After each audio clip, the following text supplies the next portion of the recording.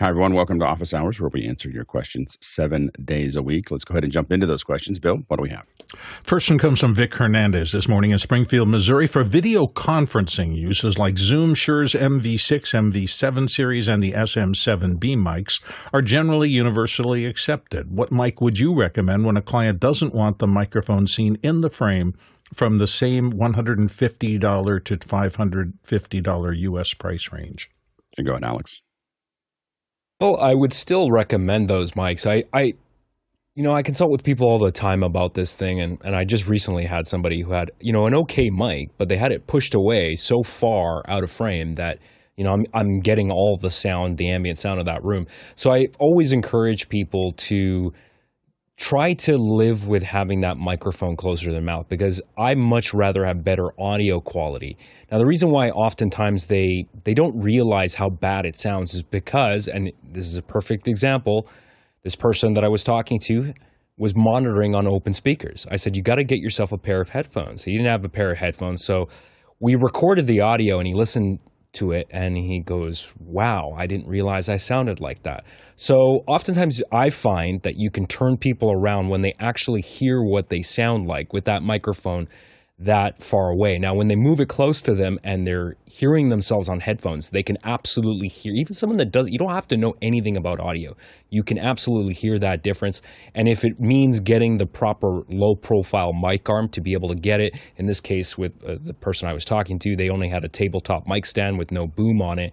So the solution is getting a low profile mic arm where you can have it low, still in the frame, not sticking up in their face or anything like that, but kind of like what I have where, okay, you can sort of see the top of the microphone. It's really not that big of a deal. Go, Bill. Yeah, for me, it's been a process. I've been working with so many essential amateurs in the audiobook stuff because we're casting parts from people all over the world, and they have a variety of microphones. And one of the things that we go through first, if you're just starting off and you don't have much vocal presence, you haven't really done a lot of speaking out loud, and a lot of people on Zoom are just doing it from their offices. They have zero training. Some have decent voices in terms of the amount of energy put in their voice, but a lot of people are very quiet, and they come in and they hardly say anything, and it's very difficult for dynamic mics in some of those cases, in my experience, to get a really clean signal from a very untrained performer. The dynamics, getting them close, I agree, is about 90% of the battle in those circumstances. I sometimes wish I could get a cardioid condenser in front of them because it'll be so much more detailed and they'll have to push so much less. But that gets into the problem of hearing more of the room and things like that. Just audio is difficult a little bit. Those mics are used for a reason because they all do a fine job for basic dynamic mics in a reasonable price range. But there are specific things that can help individuals better. You just have to know how to find them. Go ahead, Mickey. Yeah, totally agree with what Alexander mentioned earlier. If you're bringing the microphone further away from the source of the sound, then you are decreasing your signal to noise ratio. So you better have, if that is what the client wants, they better have a good recording environment or acoustic environment for the capture of their voice. If they do have that, then yeah, they can utilize because dynamic microphones, especially broadcast dynamic microphones, really want to be used right up close, like with the lips almost touching the grill, the microphone grill. They may, if they have a good environment, they may want to consider moving to a condenser microphone that they can push further away and have it off out of the frame. They may also want to consider punching in a little bit on the frame so that they don't have to push that microphone too far away. But yeah, if they do decide to go with a condenser around that price range, I would probably look at the Warm Audio WA14, which is Warm Audio's copy of the AKG C414 that both Alexander and I use. I'm using I believe this is the XLS, and Alexander uses the BLS, I believe. Good sounding microphone, good copy from Warm Audio. They make good value microphones. I'd probably look into that. Another one to consider would probably be the Earthworks Icon, because it is one of the very few condenser microphones that are end address. So that may help you in terms of microphone placement if you have to put it lower out of frame, and the setup that they're using is their actual like work desk. If you use a typical side address microphone, having it lower in frame may, depending on the setup, may take over too much in the desk space. Having something that's end addressed may help with that. If they want something that can be just be hidden in plain sight, essentially, they might want to consider a lavalier. Probably look into the Sanken Cost 11D with an XLR connector on it. Or if they want to save a little bit of money, there's also the Countryman B3, again, terminated directly with XLR. Really, really affordable, $260 US. Clip it on. It won't be too big in frame, so it will be a bit less conspicuous and when they clip it on. Go ahead, Courtney. Yeah, a couple other things to mention that Mickey really covered it really well. Most dynamic mics are end address, so you need to, and to get the most gain out of them, you need to put them, like they're pointing down the old pie hole, so that they're pointing down your throat. If you get them down below, so that you're not going to pop into them, that it really reduces their gain considerably. So now you're dealing with your signal to noise ratio. A good condenser is side address, and like the one I'm using, is out of the frame. And another thing to remember with a side address microphone, you don't have to put it vertically in the shock mount. You can turn it sideways because it's around, it's side address and it's round. That's how mine is just out of frame and turned sideways. So it's out of the way of my hands to type on the keyboard, and yet it can still get reasonably close in a medium shot like this. And the Stellar X2 sounds pretty good. And I might point out that today on Amazon, it's got a big time prime deal of $135. It's normally $269. So you could think about that. It comes with a shock mount and a little carrying case to travel it to and from your gigs. But like I say, a condenser, you should have a little more. I'm using the personalized audio on Zoom, which does a good job of removing excess ambient sounds like the open window that's sitting next to me, and having the traffic noise, people driving up and down the street, somebody backing up just there. You probably didn't hear them. It's making that kind of a noise. But Zoom's personalized audio does a good job of filtering out excess noise from a condenser microphone. The fortunate thing for us is that a lot of shows, I'm seeing it more and more on U.S. shows when they bring people in from their house.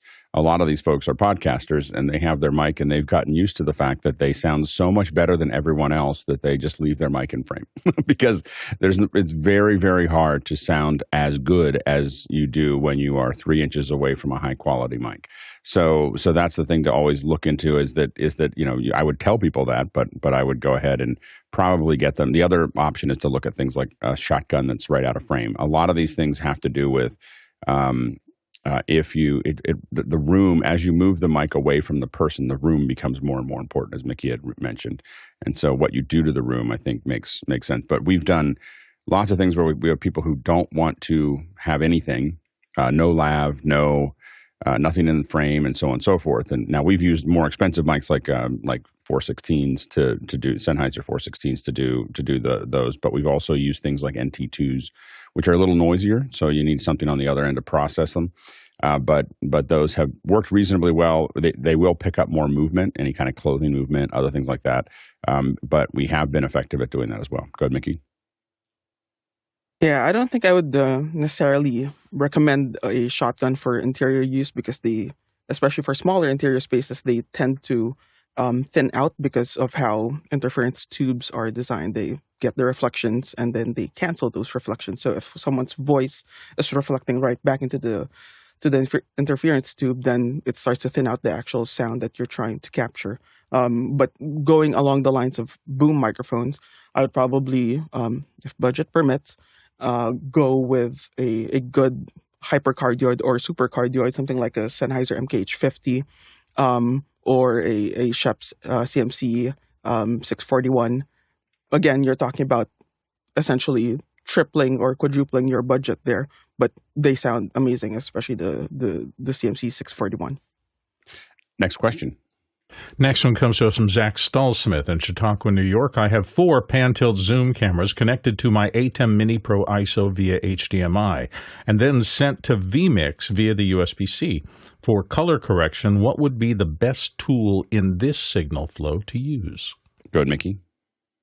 Yeah, I'm curious what is meant by color correction, because if you're dealing with the actual capture of things, ideally you don't have to correct a signal after the fact and capture it how you want it to be captured. And that would involve setting up your, first of all, your white balance, your color temperature, as well as the tint control between the cameras.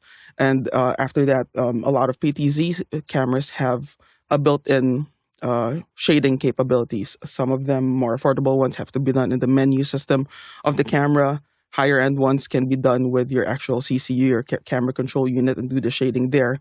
And that would be, adjusting your RGB values, your pedestal values, and all of that, like what things that you typically do with your that a camera shader in a broadcast environment would typically do.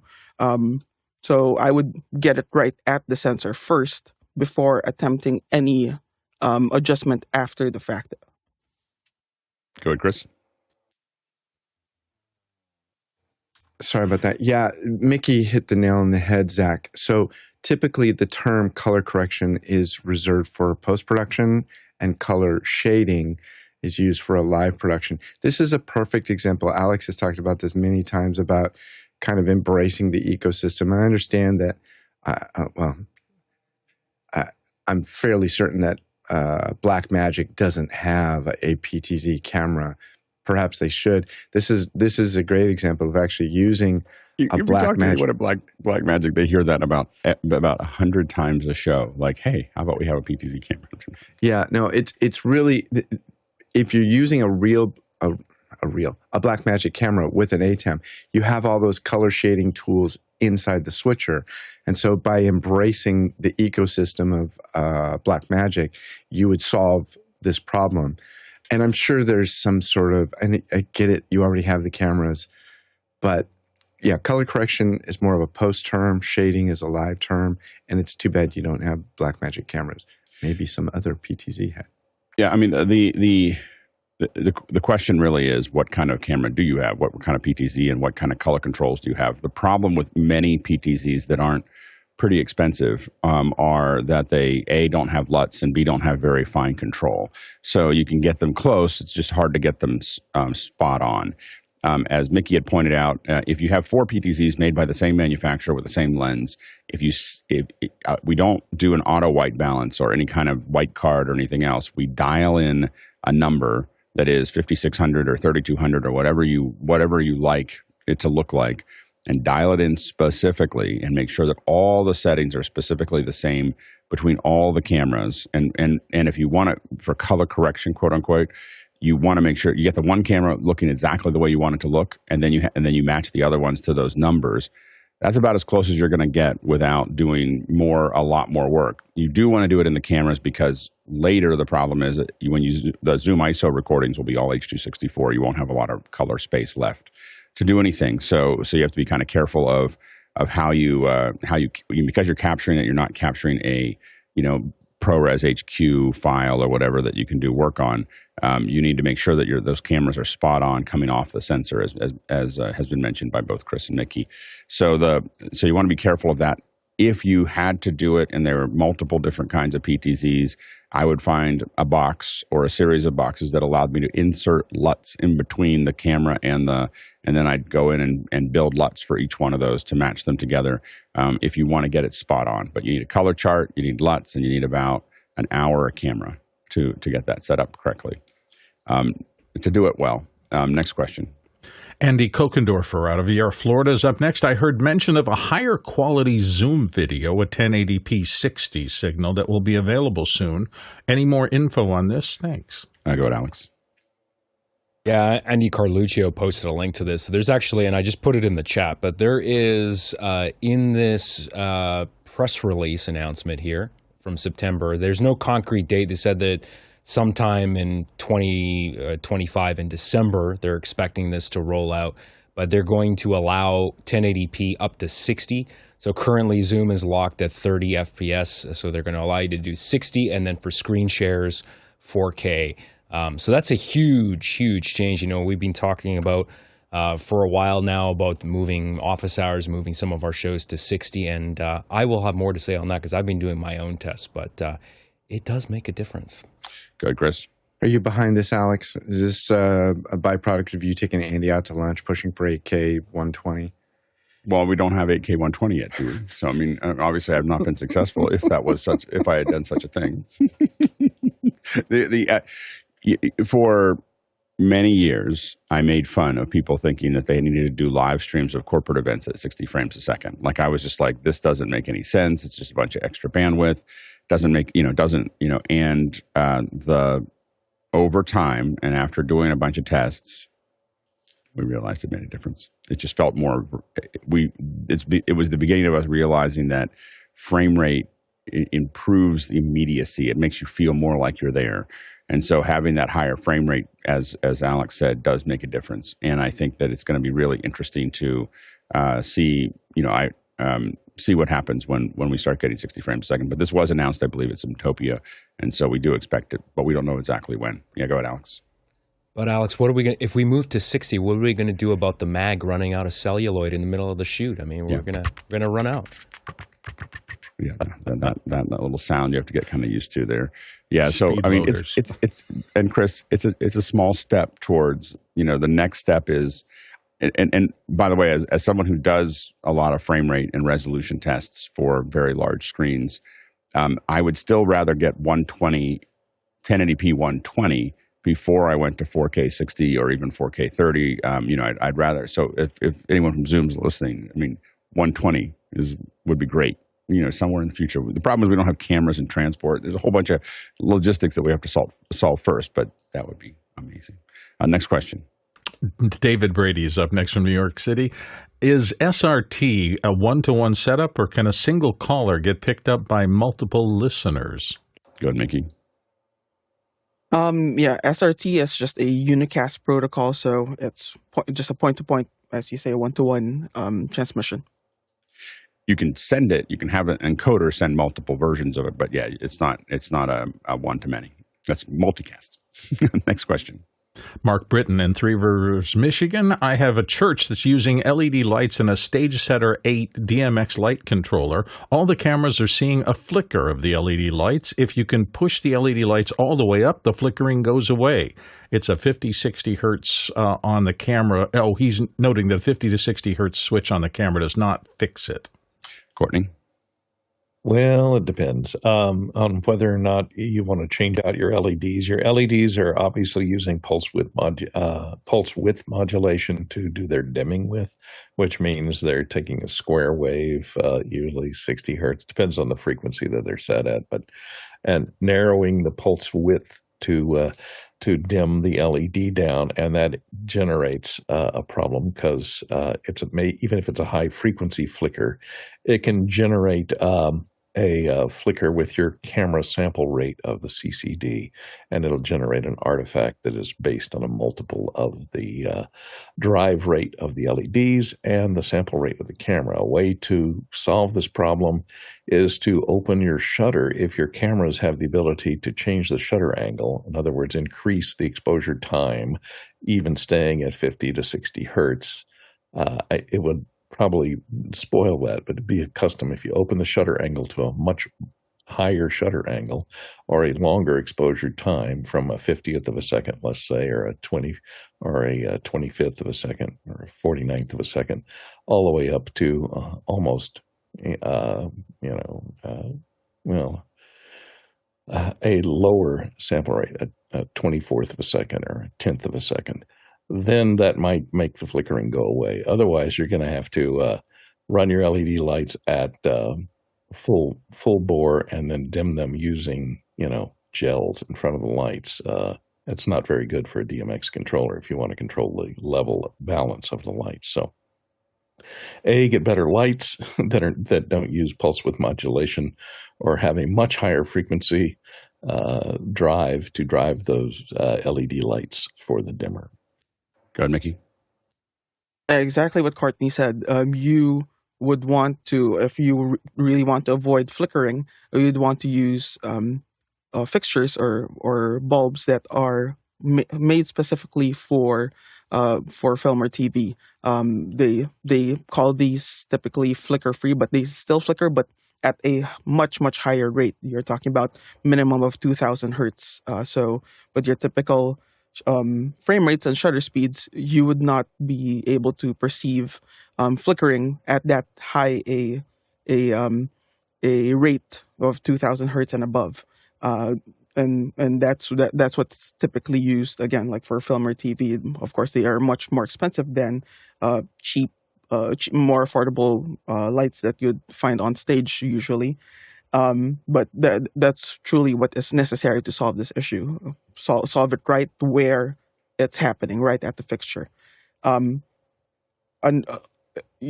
along the same lines of slowing down your shutter speeds, your professional cameras typically have what's called different things with different manufacturers, but a lot of manufacturers refer to it as synchro scan.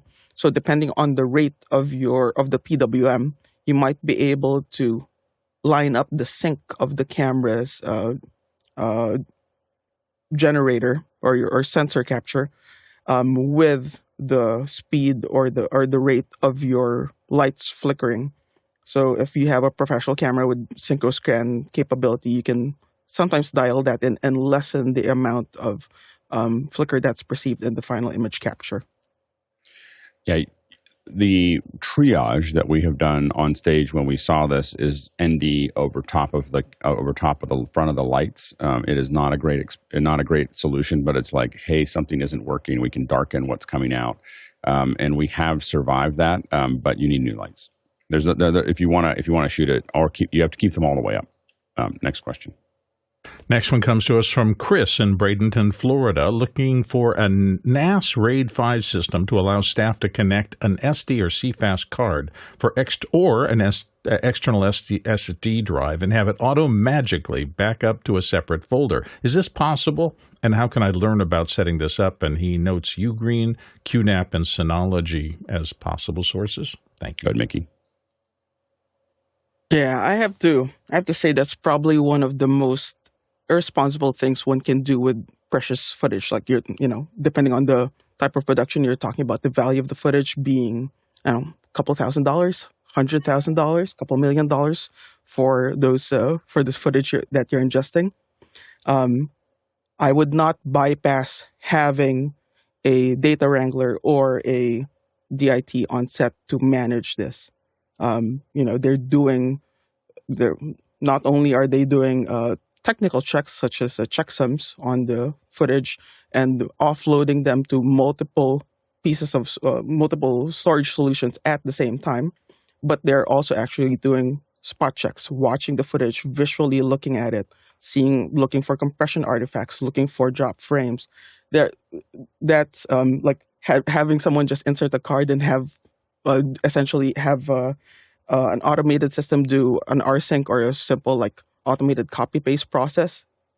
In my mind, is so irresponsible. I would not recommend that at all.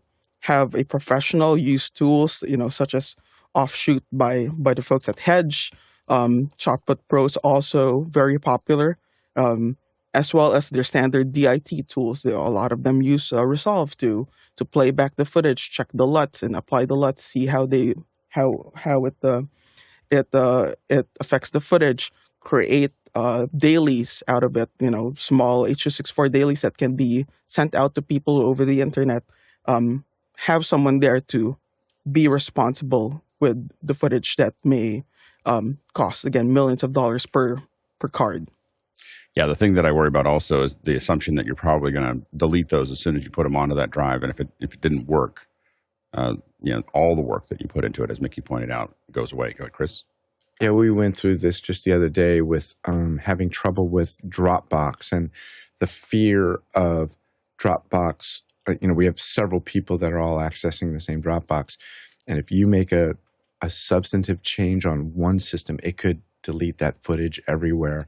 The idea, you just outlined why I don't use Dropbox. It's really frightening. yes, it updates it, but it might kill it. Bad news. So, Mickey, just to be sure, it sounds like you're against the idea of cutting corners here. And I just wanted to make sure I got that straight. Bold position. Another quick story. I was actually DIT on a shoot many years ago, and all I was there to do was to gather all the footage. And I got the first shot of the day, and it was I'm just going to say a fairly well-known presenter. And I saw the footage, and to Mickey's point about having an extra set of eyes on the footage, I saw the footage, and I asked one of the PAs, I said, go get his wife. And the guy's wife came over, and I pointed out something to the wife, and she's like, oh, thank you so much. And she ended up changing his wardrobe for the day. And to this day, 15 years later, this person now dresses a certain way to disguise. Okay, the guy had a belly. Anyway, he was, and she was so thankful that just another set of eyes saw something early. And it's not a technical thing, but it's nice to have people watching what you're doing. Go ahead, Mickey. Yeah, I just want to add as well that a lot of insurance companies that provide insurance for productions will not honor the agreement if you do not have a professional handling the media as well as using professional tools. That's usually part of the policy that if you're being irresponsible, then they're not going to take care of you. The same is true with a lot of streaming providers, companies such as Netflix and Amazon. They stipulate that you have, like, especially if it is, for example, a Netflix-funded production as opposed to a production that's just acquired by Netflix. On top of the usual, you have to use these cameras that are approved, blah blah blah blah blah. You also have to use approved software to ingest your footage into your DIT or your data wrangler system. When we do most of our events, we will copy it to 2 separate drives if we can't upload it, and 2 different people will take it back to the office. Well, 2 different people will take it back. This is coming out from a venue, and 2 different people will take it to the office, and they will not be in the same car or the same plane. Next question. Next one comes to us from David Brady in New York City. New to REST, what is the basic workflow or construct to Bitfocus Companion buttons using the generic HTML module? I don't have a specific answer for you, David, but I will say that this is the perfect thing that I would open up Companion and then I would open up ChatGPT and start saying, I want to do this. Understanding REST is something that ChatGPT knows really well, and something that, so I can teach you. I don't have the fish for you, but I can tell you where the fish are. And the fish in this case are the. I opened it up and threw it in there, and it just dropped a whole bunch of get and post and a variety of different things of what you can do in a general way. But this is the perfect thing for ChatGPT. Programming is something. Managing language is something that it knows really well. Next question. Next one comes to us from Tim McCulloch in Wichita, Kansas. For those deeply involved with Discord, considering the nature of its recent data hack, are you concerned? And what about having to accept the new terms of use in order to shut down your Discord account? Go ahead, Bill. I've gone through something like this, and I'm talking about the data breaches and things like that, probably a dozen times now so far. This is happening a lot out there, and my feeling is I'm never comfortable with it, but I don't think it's avoidable these days.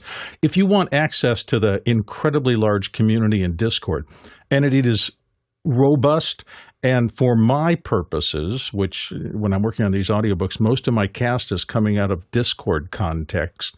The people between maybe late teens and the early 30s are there in huge numbers, and that's where I'm getting most of my casts from because they're really robust communities and they're full of the right people that I'm looking for to do the kind of work I need to do.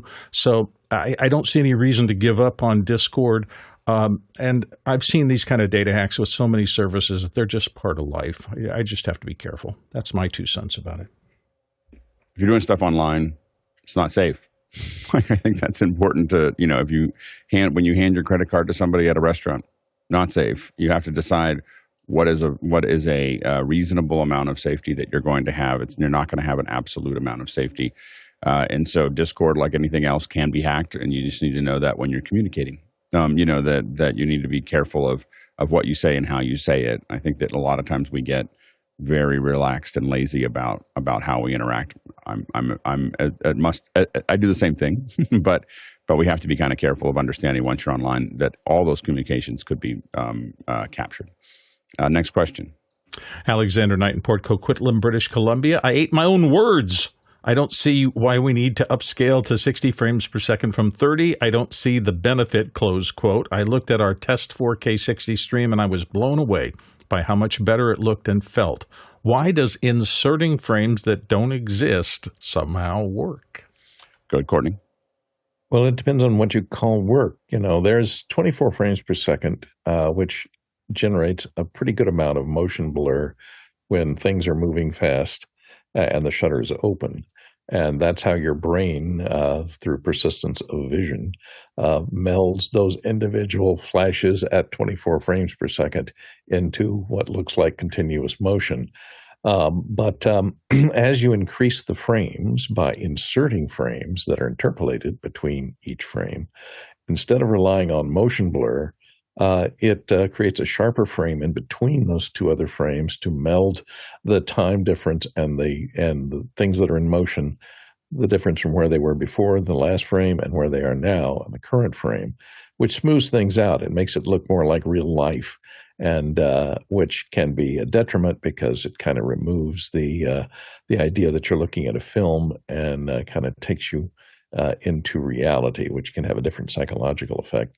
You can see this a lot if you go on YouTube. You'll find a lot of these videos that are taken in the 50s and 20s that have been remastered at 4K. The colorization is really not good, but it smooths out the motion considerably because they up the frame rate from 18, which some of the black and whites were shot at. This was shot in the 50s, so it was probably shot at 24. But you'll see a much smoother motion. And your brain interprets it more. It makes it look more real than letting you believe that you're looking at a film. Yeah, and they more frames, even if they're not. If you go through it frame by frame as you do that, especially with people just sitting and talking the way we do here, the interpolation probably is pretty good. When you go from 24 to 60, it's pretty rough. You're adding a lot of frames. When you're going from 30 to 60, it's only one frame between every frame. And again, if you go through it, you're going to see kind of weird artifacts that are there. You don't notice it because it's only a 60th of a second. But it does create a connection between those frames that is effective. And I've used a bunch of things to do this kind of work. But you it will look better if you, especially anything that's high motion. If I go do this with my hand, if I did that with an interpolated 60 frames a second versus a true 60 frames a second, you're definitely going to see the difference. But when we're sitting here talking, you may not see it. But even when you're sitting and talking, we have found that it feels more immediate. And so film is great at 24 frames a second because it's a dream. It's not real. It's blurry. It can be, framey. It is what it is, and the problem is, as you increase the frame rate, not only does it feel more real and less cinematic, it also, as you go up to the higher frame rates, like 120 frames per second, you actually can't do camera moves that you used to do, because if you're on a big screen and do 120 frames a second and you do a jib shot or a helicopter shot or a drone shot, half the audience will get sick because their brain is not, their lower brain is no longer disconnecting this from reality, and their stomach will pull in on a high quality screen. Go ahead, Alex. Yeah, and the other thing I noticed too is not just when people were full screen that it felt better, but even if you just look at the thumbnails, like we had 16 plus people.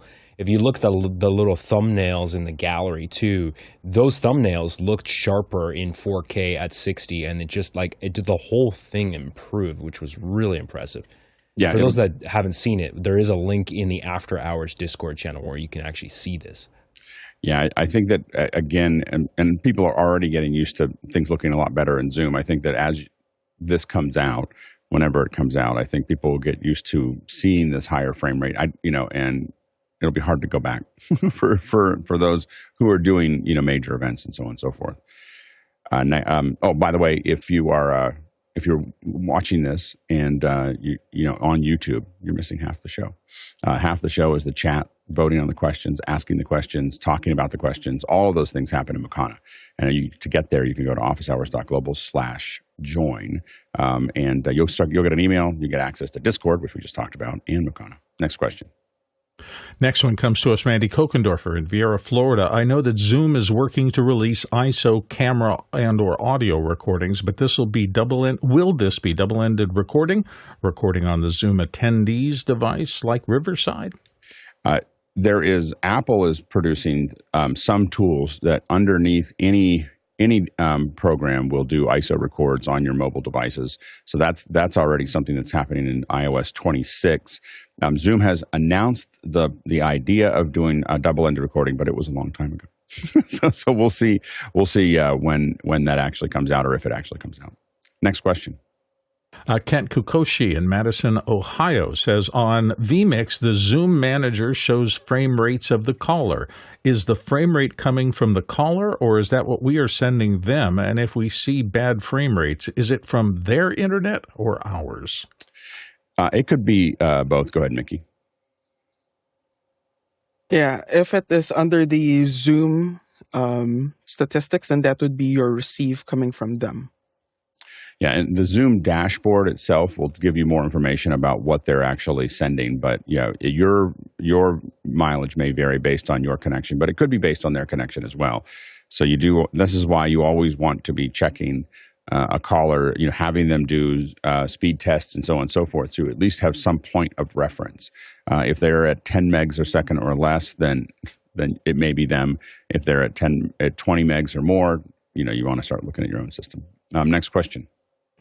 David Brady's back from New York. Synology DSM 7.3 reverses their DRM for drives directive. Is it too little too late, or a mea culpa? And he's got a link there. Go ahead, Mickey. Yeah, for me, I really didn't have issues with even because Synology has done this twice, where they shifted to requiring people to use Synology branded drives. Which for myself, I have no issues.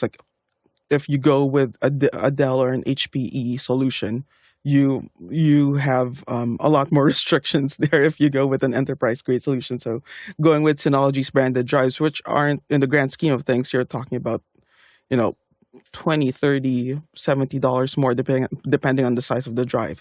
And if you're using this for a business, that's it's minuscule additional costs for the ability to guarantee that you are using drives that are certified to run well with with that specific storage solution. It also, from my point of view, for more DIY, like for DIYers or people doing experimenting at home. I like the idea of them being locked into using good, reliable, certified drives. So them going back and forth, I guess, they just heard a lot of the lower end users or home users wanting to be able to use cheaper drives. But I personally I'd rather have something that's reliable. Next question. Next one comes to us from Craig Kadoki in Toronto, Canada. Qualcomm has bought Arduino, and what can the new UNO Q do for us? This news just came out yesterday. I was kind of surprised that Arduino lasted as long as it did. It seemed like such a interesting business model to have something that you open source the entire process and then, but still add value. But they were still building their own boards, and they've been partnering with Qualcomm to put some of the Qualcomm chips in. I think we've seen this picture before. Big company works with smaller company to put something into their boards because they've been successful, and then realize, why don't we just own this? Why don't we just own this? If we're going to add value to the small company, why don't we just own the company? And I think that's probably where it is. I think we're still waiting for some of the news on exactly what the UNO Q does. Next question. Norm Clare in Waterloo, Ontario. Good day. I'm interested in using ZoomISO and eliminating my pin farm, but I'm a little confused about license options. I've read that the ZoomISO license is being discontinued and is now integrated into Zoom. What are my license and or use options? I believe you need a Zoom Events session license, and it's either I can't remember what the number is, but it's $99 or $149 a year. So it's not a particularly expensive. It's actually less expensive than ZoomISO was to get it to get the access. And you need one of those per ZoomISO instance running. Go ahead, Mickey. Yeah, exactly. You need a Zoom Events license, which if you go with the 100 attendees base monthly subscription is $149. But if you go down to the paper attendee plan, then it goes to $125 for the 50 attendees, and you don't necessarily have to use the Zoom Events platform to run your event. You can do your standard meeting or webinar or whatever, but having access to the events platform gives you a ZoomISO license. By the way, if you want to ask questions and you don't want to log into anything, sign up for anything, you can just go to askofficehours.global. That's askofficehours.global, and you can just put a question in there into the queue, and then we'll move it into the questions for the show, and people can then vote on it inside of Meccano, which we talked about before. Next question. Douglas Carmichael's up next. I have a synth, a Roland SH-4d, that is known for its low output level. I've gotten decent quality using my console's preamp, but would an outboard preamp be any better, like the BLA Auteur? And he's got a link there. Go on, Alex. Don't get the black line. What you want to do is get yourself one of these, the Rupert Neve Stereo DI box. And this is also, it's got the Rupert Neve Magic output transformers that will, when you plug this thing in, I'm telling you, you're going to hear such a big difference in the sound. This one also happens to be an active DI, so it has incredibly high throughput. It will take a really hot signal. It should actually improve the signal going in. US, I think, Douglas, you're in the US, it's $599, so it's not cheap. Radial does have some active DIs that are a little bit less, that have Jensen transformers that are also quite good. But man, that Rupert Neve is really something. Good, Courtney. Yeah, I haven't used the black line, but I did take a look at their specs, and they don't mention how much gain they have. They do have transformers, but the transformers are on the output, and they're the Cinemag transformers, and they're not the ones that are in the mu metal shields. They have a lot of capacitors in there that can dry out and go bad. So, yeah, I'd say Alexander's got the better solution there with the Neves. Go ahead, Mickey. Yeah, it looks like the Roland SH-4d does have line level outputs. It could possibly be at consumer line level as opposed to professional line level, but you do not need a DI box specifically to get this into a board. You can just feed it into a line level input. Would using another preamp give you what's the word that you use? Better sound? And that would depend on what console you're using, what board you're using, what preamps are inside that board, as well as what external or third-party preamp you're talking about. If you have a nice, like, say, for example, Digico console, and you're comparing like a $300 stereo preamp, then I'd probably go with the Digico's preamps as opposed to that. So it depends what console you're using and what other preamp you're talking about. Next question. Roger, Tonto Basin, Arizona. So there's this YouTuber named Director Fang, and he noticed something interesting about the flash memory of the iPhone 17 Pro. And what he's found is that the 256 gigabyte versions use slower flash memory chips. Do we know anything about this? And he's got a link there to YouTube. Go ahead, Alex. Yeah, so this is not a new thing. This has happened before, and they have historically put slower SSDs or NVMEs in these drives in the lower capacities. I'm not sure why they do that. My guess would be that anybody that's buying, say, a 1 terabyte drive is, they have a bigger budget. They're probably going to be recording in higher resolutions, 4K 60, for example. They need the storage space, and therefore it's considered perhaps more pro, and they need that extra speed. And to be clear, the slower drive on the 256 is faster than the 16 Pro Max was last year. So we're not talking about it being slow. It's just slower. Yeah, go ahead, Mickey. Yeah, that's pretty common.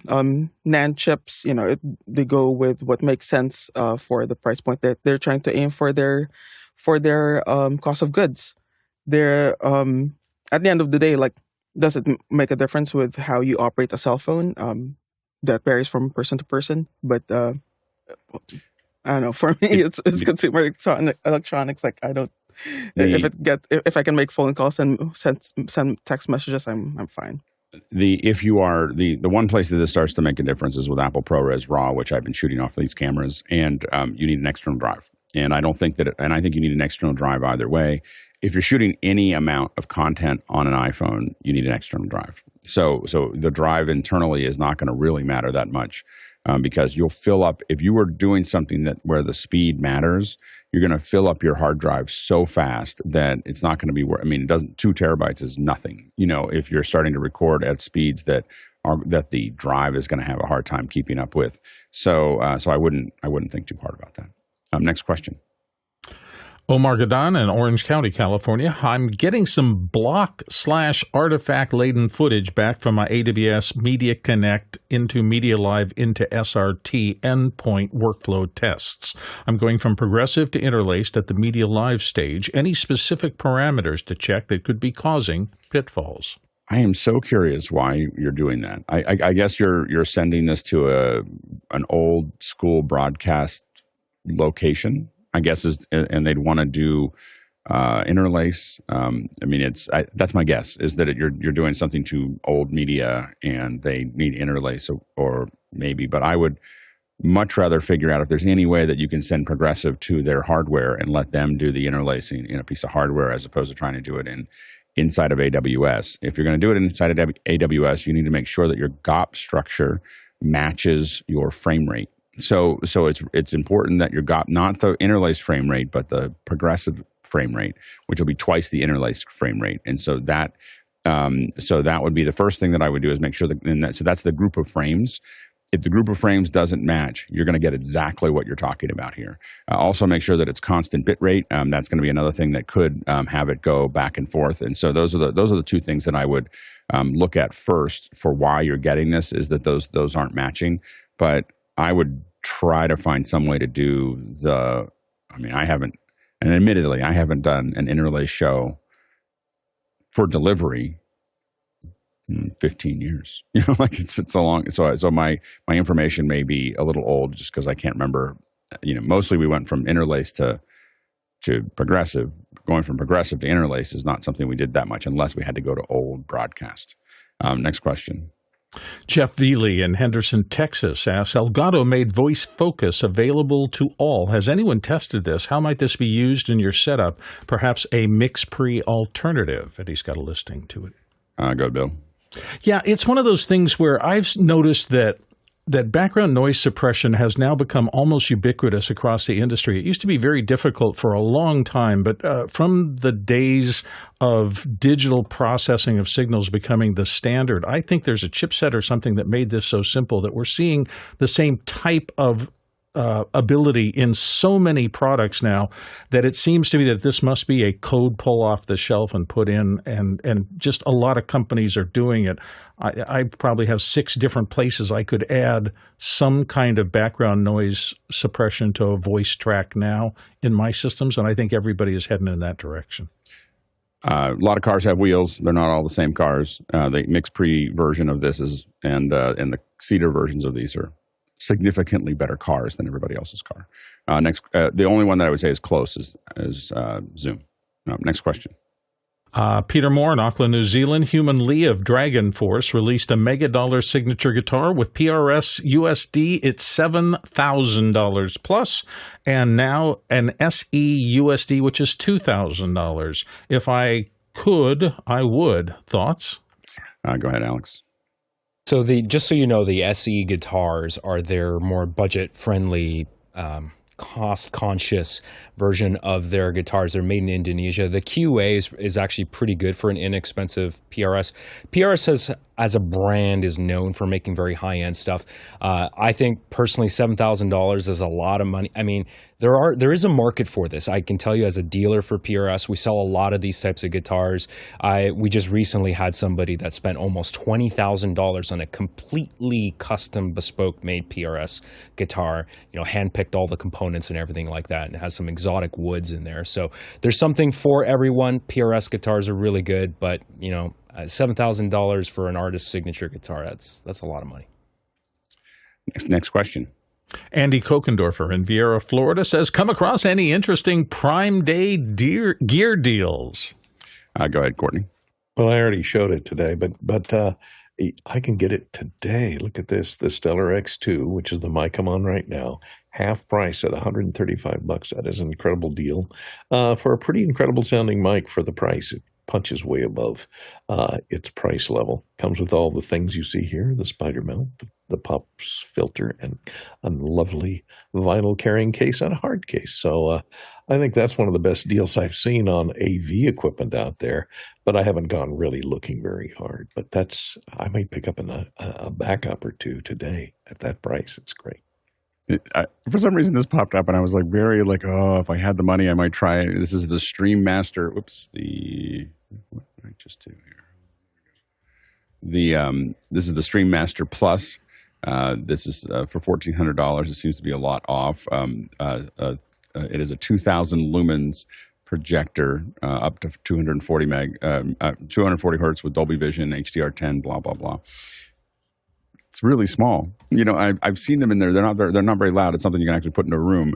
So at $2,000, I would go no. At $1,400, I'd go, well, I can send it back. You might want to check that one out.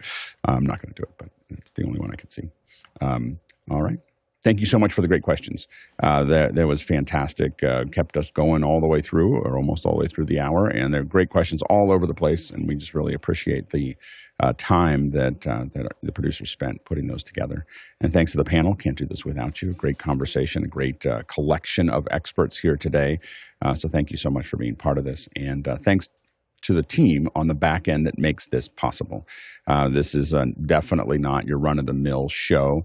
I look at broadcast shows, and generally this looks better than most talking head broadcast shows at this point, and that's because of the incredible team on the back end that works on the weekdays, in the evenings, on Sundays, on Saturdays. There's a lot of different ways that we're doing this, and a lot of great people putting that together. So thank you so much for the hard work. Today, if we'd done this in person, we would have traveled 27,000 miles. That's 43,000 kilometers, and that is 211 million bananas for scale. All right, let's go jump into after hours. More camera tests for me. All right.